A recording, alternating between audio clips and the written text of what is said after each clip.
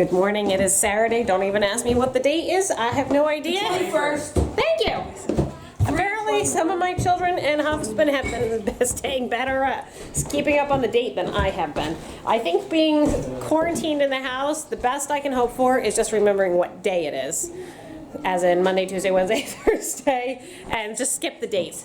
But this morning we did a high protein shake for trying to use up what we have in the freezer. I had some frozen bananas that I had frozen a couple months ago. So I made that this morning along with a little bit of granola. We're just cleaning up from that whole mess. I'm going to start putting some beef stew. Soup, well, it's not gonna be stew, it's stoop. It's not going to be stew, it probably is gonna be more like soup, but we're trying to use what we have and then stretch it. And soup or stew is one of those great ways. So yesterday I went ahead and thawed out some of the meat from the freezer and just toss some carrots and things like that. But I thought, you know, I'm gonna take you guys along with you, or take you along with me, and hopefully you're spreading some cheer to your day whenever and wherever you are watching this. Arts just came up. This is actually the first time you brought wood up here. Yeah, what are you working on? Boards. We had a little mishap last night. Yeah, it was some very measuring disappointing. error. So that made a lot of extra work. So I was hoping to have all these panels installed yesterday, but instead I have to redo some other boards that I messed up. Yeah, that's disappointing. Yeah. So we're working on figuring out how to fix our mistake and what's the best way to do it. I will say this wood is so beautiful. Absolutely love how it looks. So pretty. Measuring away. Yeah. Isn't it pretty? It is pretty. I have The to prettier it is. get as much width as I can out of these boards, and they have to equal the same amount. Which one is a miss I think board? you're good. Well, I added wrong. It happens. Last night Art was working on what, 6 checks, right? 10. 10. Yeah, 10. He worked until 1:15. Well, yeah, about 1 o'clock. Yeah, it was late. And he came upstairs with a really sad look on his face. And there was a calculation error. And you're off by what, an inch? Half inch on each piece? An inch altogether. So Ouch. a third of an inch. Ouch. And you know, when you have panels, an inch is a lot, which means you're gonna have a gap where you shouldn't have a gap. So we're having to make some changes. If you didn't see the whole video on the Snail's Pace Challenge, you can go and actually check that out, where we talk more in depth about what happened and how he's going to fix it. And we're trying not to waste any wood, but go check that video out. I'll put it in the description below and you can see all the details of that. If any of you guys want to make beef stew, I just want to say that you don't have to use just stew beef, or you can use whatever kind of beef, whatever kind of beef you have. When we're in a quarantine, learning to make do is so important for our sanity, but also for our health, because we want to limit how much running we do out into public right now. That's our reality. And if you have beef, whether it be ground beef, although ground beef won't have the same texture, but you still can certainly use it. Porterhouse steaks, I know what you're gonna say, it's a shame to use a nice steak in a stew, but any port in a storm, as my parents used to say. If you have any type of steak or any type of beef, you can do the same thing with it. Cut it, trim it from a bone or whatever, and trim it, put it into your pot. You're gonna do the same thing. You're just gonna cut the beef before you put it in. Do not, if you have a bone, don't throw the bone away. When we're in times like this, we really want to extract every bit of nutrition out of everything that we have, just because we don't know. We don't know what the future is gonna hold. So take that bone, either throw it in the pot, boil it with a stew, remove it before you serve it, or make bone broth out of it. I mean, there's a lot of things to really use whatever we have. Our grandparents and our great-grandparents during World War I and World War II were masters of using what they had and making good, wholesome food. That's how they survived during that time. And we certainly can do the same thing ourselves. Now, that being said, I have this corned beef. When I boiled my corned beef, the juice from this, I did not throw it away because I feel like this is a lot of flavor here that I can use. So I don't think I'm going to be using all of it in the stew. Hey, babes. Are you all done playing outside? All right, here we go. Oh, this is hard to do one-handed. I got it. Oh, Mary, can you help? That's all to say that when you're in times like this, think about everything that you use to cook. From this to maybe you boiled some carrots and you normally just throw out that carrot juice. Don't throw it out. Use it as a stock with soups and things like that. Use everything that you have for flavor. I'm just gonna go ahead and get some oil hot in a pan, really easy. You can use, again, if you really are diet sensitive, you can use whatever oil you have on hand. I'm just using some grapeseed, garlic, and parsley oil. I actually have a whole bunch of this, so that's why I'm using it. And just let the oil just get up to a nice hot temperature. What we want to do is when we throw in that stew beef, it should sizzle and it should instantly start browning that meat. Browning this is going to give you a lot of flavor to your food with very little extra work whatsoever. Again, we're working on using what we have, and browning our food is going to give it a lot of flavor without having to add a lot of extra ingredients or anything like that. Now, if you don't have any oil in your house, you probably noticed this here is fat from the corned beef cabbage. You absolutely can use this as your oil if that's all you have, and it's not going to hurt anything. So I'm just going to take one piece of meat here and just listen to this sizzle. Ready? Oh yeah, that's nice and hot. And I'm going to go ahead and salt and pepper are our friends. A lot of flavor with just a little bit. Just go ahead and season that beef that's browning with your salt and black pepper.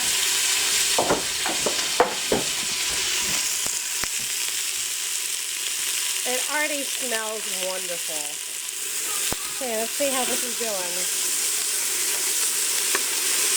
There we go. Look at this. See how beautiful brown that is? That is going to be so much flavor for you guys. And make this taste delicious. Just going to turn everything around, making sure that pan is on medium-high heat, nice and hot. This is almost ready, not quite ready enough, but almost ready for us to... Yep, I will ask you your sight words in just a minute. Be patient, please. Yep, go ahead and shuffle them. We're going to go ahead and wait for this. Actually, all this juice is going to get really thick and gooey on the bottom. Then we're going to deglaze the pan. And where is that? What is it? I forgot. Not 4. There's no F there. It would just be... Ready? Okay, 3, 2, 4. Or. Okay. Or. What's it? Big. You got that one. Good job. Good job. Wow. Wow, that was really good. Little. Did you study? Yep. Here. Oh, good job on that one. Ooh. Ooh, this is a hard one. Can you get this one? What is this one again? Oh. You got it this time. Good job. Oh, hold up. I gotta do my beef now, okay? Hang on a second. Just put those here. It's yours. Yep. All right, you can see how that's gotten all brown and sticky on the bottom there. Just a minute, sweetheart. I'm gonna add just some cooking wine. If you don't have any red cooking wine, water will work just fine, or beef broth. So add maybe a 1/4 cup, not a lot. And we're just gonna scrape up all those brown bits on the bottom. And it's gonna make this wonderful, wonderful gravy and flavor for this soup. I'm adding 2 cups of water. I'm gonna add some of that corned beef broth too. 2 fours. I got the 4s all in a row. You did. Good job. All right, let's add. Where? Will. Will, good job. C. C is S-A-E. She. C. I got it. Is. I asked Yes, that's right. I did it more than you. Turn these heat up. I'm gonna put a lid on this and just let this cook. Is that very? That's very good job. Two. Oh, do you know that one? What? Wood. Oh, you got it. Good job. And Oh, do you know this one? boys. Oh, and I forgot. has. Oh. These are the only words she didn't know. Do you know any of them now? Oh yeah. Which? Okay, that one's yours. What else do we have? Can you? Do you- Has. Oh, you got that one? Okay, John, I'll get them in just a minute. I. Sure. Do you know any of them? Her, good. You got that one, 2 left. What is that last word? Do you know? No. All right, I think Mommy wins with, or only has 1 card this time. Were. Oh, can we try to keep it again? Do you want to do all the cards again and see if you can, when you come to this one, you know this one? What? Were. Give me 5. Good job. Because I'm not on a time crunch, I'm just gonna let that cook away for a little while. Yeah, we can do abcmouse.com. Because I'm not in a huge hurry for that to cook, I think we're gonna do that for dinner. I'm just gonna let that over low heat cook for a little while. I'll add the rest of the ingredients later. Right now I need to. It's 11:11, so I've got to start lunch. So I'm just gonna let that cook away, and it'll be, this afternoon I'll add some more stuff to it. But keep watching. I'll take you guys along for it. Yesterday we found out that our local bulk food supplier is now closed to the public, which means we are not able to get any of our bulk foods. Not that I'm surprised, but it's just one more thing another option that we had that's closed. So the one thing I wanted to pick up was yeast, and I went online to see if I could order it. And bulkfoods.com is one of the places that you usually can buy yeast. Webstore.com is another one. There's a lot of places online that you can just buy yeast at. And when I went on there, everything was sold out. Now, I'm not in a panic. I have this much yeast. This is probably 2 months worth. But what's that, Daniel? Mommy's cooking. So, just because we don't know how long this is going to last, and the one thing I don't want to run out of, there you go, is that better? As yeast. Come here. You want to say hi to everybody? There we go. Say hi, everybody. Here, say hi. Can you say hi? He doesn't know what to think. There we go. Good job. Hi, everybody.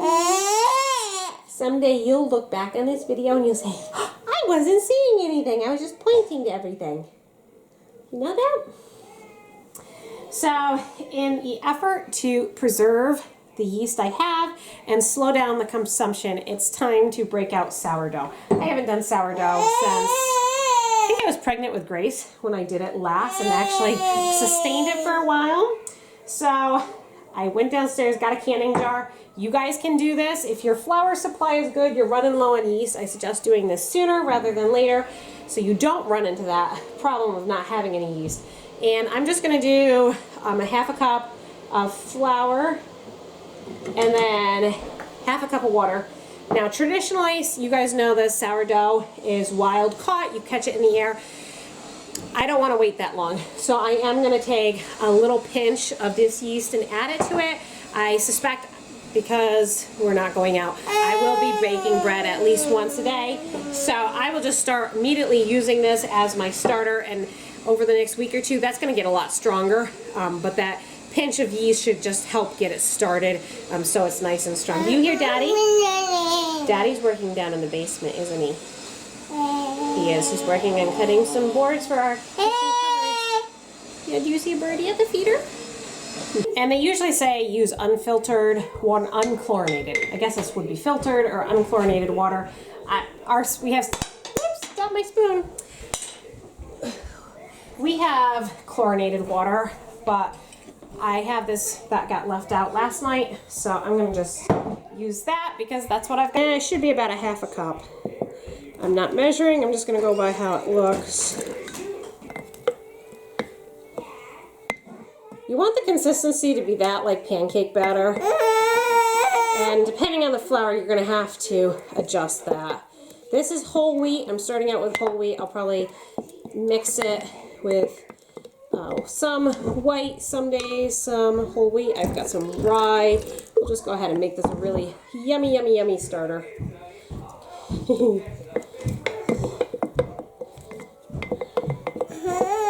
Yeah, how's that look, Daniel? Alright, and then we'll just... Sorry guys, I'm holding Daniel while I'm doing this. Just add, see if I can pinch. Oh, fingers aren't quite long enough there. Just a little pinch of yeast. Stir that in, and we'll leave this on the counter.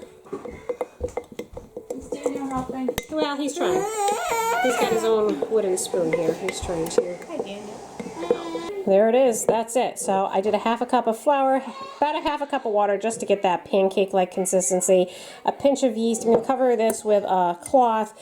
After this gets all bubbly tomorrow, I'll take out a half a cup. I'll just dip a half a cup of the batter out and then add another half a cup of flour and water to it, stir it up, and then the next day I will have more sourdough to use.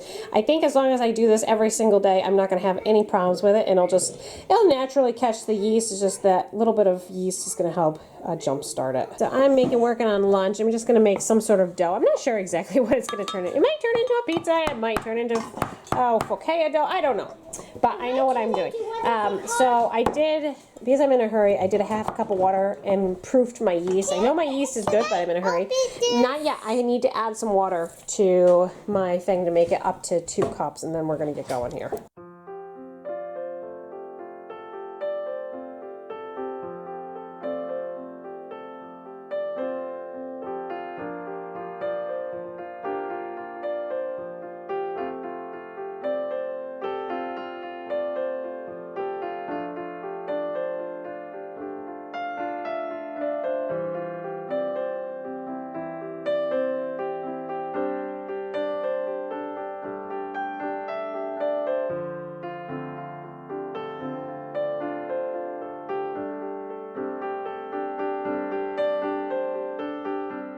I went ahead and let the pizza rise, so I spread it out. I let it rise for about 20 minutes in the oven because this obviously did not rise. I'm kind of just in a hurry.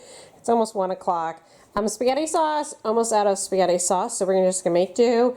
Poured out what I could, but then the rest here, I added a couple tablespoons of water, so it's gonna be a little bit thinner, but I'm just gonna mix this. It's not that much thinner, and we're gonna spread that everywhere. Again, every little bit counts. You've gotta think that way. And probably what I'll do with the rest of that in there is I'll put a little bit more water, and then this will go into the beef stew that I'm gonna make a little later.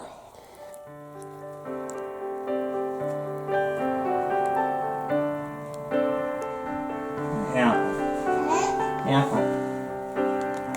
Which one's your favorite? Which one do you like? The pear? Here, we have a pear tree out there. Here.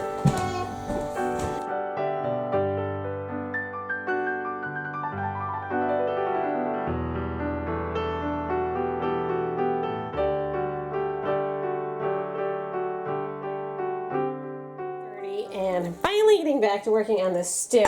The meat's been simmering this whole time, so what's that, 3 hours? Maybe a little bit longer than 3 hours. And there it is. You can see the meat is just falling apart, so I know the kids, whoops, we're steaming up here. Whoop. I know the kids are going to absolutely love it because they like it when the meat falls apart. It's not chewy. The trick for that is just letting it simmer for a long time. You can see how wonderful, oh, you can't see. So you can see how nice dark brown that meat is. Oh, it's going to be wonderful. Next order of business is adding the vegetables. I've got carrots, some celery, and then some frozen onions. I'll taste as I go. I have that little bit of spaghetti sauce from lunch. I'm going to go ahead and rinse out really good. Add that to the pot. I have some leftover rice, and I'll probably throw in some potatoes too. We're just gonna, just gonna be a dump soup. We can throw everything in there and taste as we go and see how it comes out.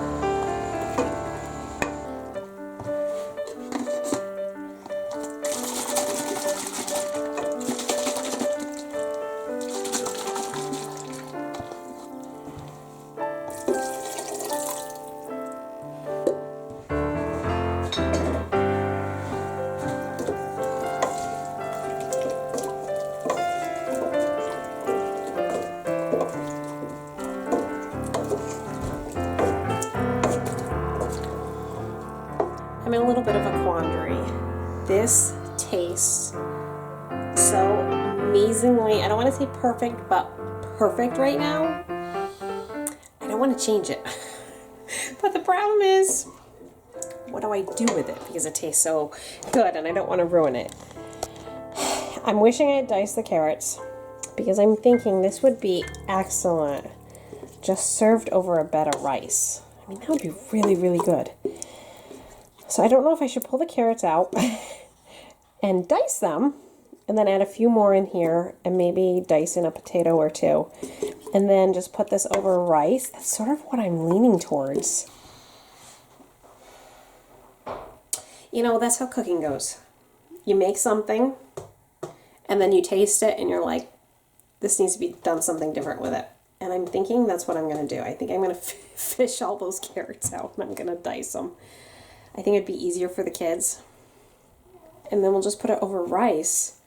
And the rice would help stretch it. Be easy for Daniel to eat.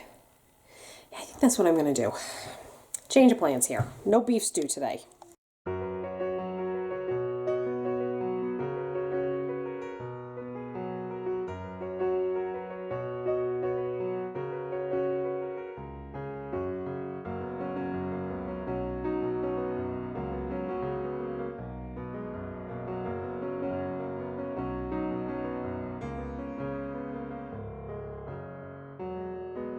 I found a little bit of sausage and onions that I had cooked earlier this week in there. We're just going to add that in. That's just juice. Just a little bit of gravy. Not going to hurt at all. Dump it all in the pot. This cleans out the fridge, but also it's going to make it taste good too. I mean, it already tastes amazing. Oops, just spilled. And I also found while digging around in the refrigerator a little bit of spaghetti sauce, so I'm going to add that in too.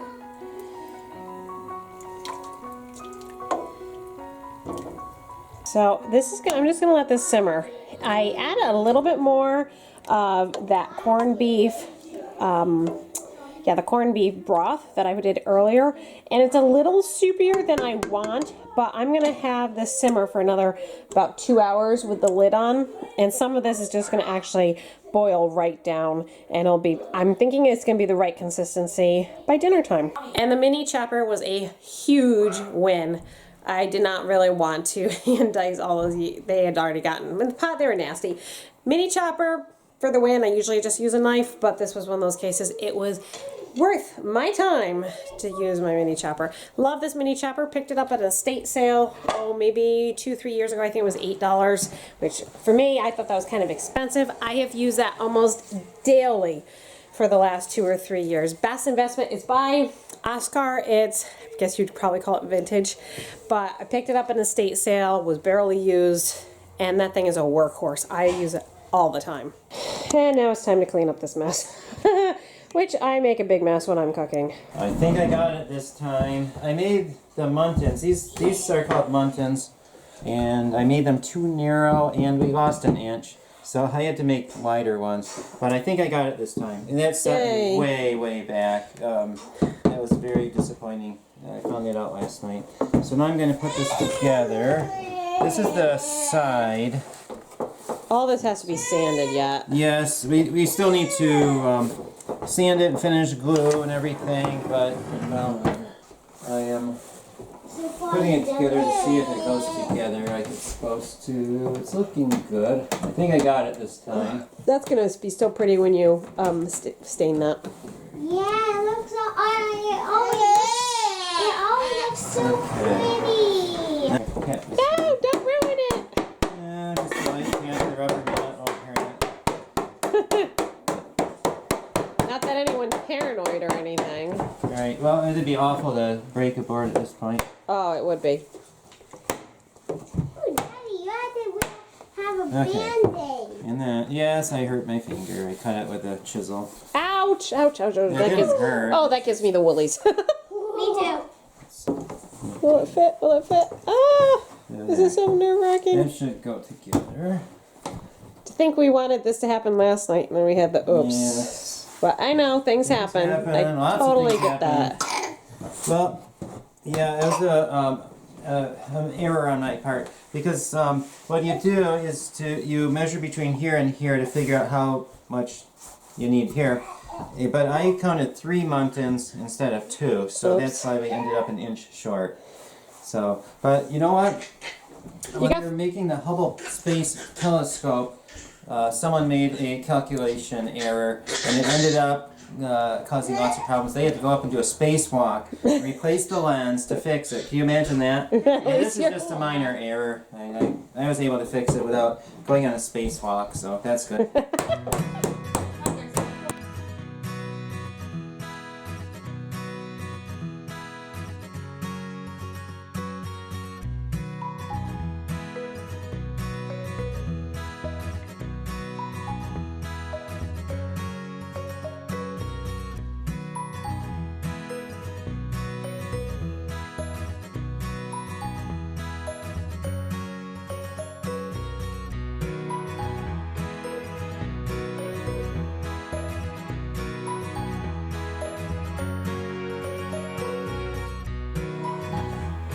Is the other one done too?